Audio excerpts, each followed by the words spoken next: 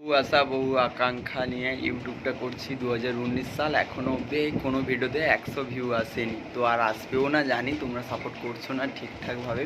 তো বাড়ির পুজোটা সবে সরলো, আর এখন ভালো লাগছে না কিছু, আর কাজও এখন আসছে না।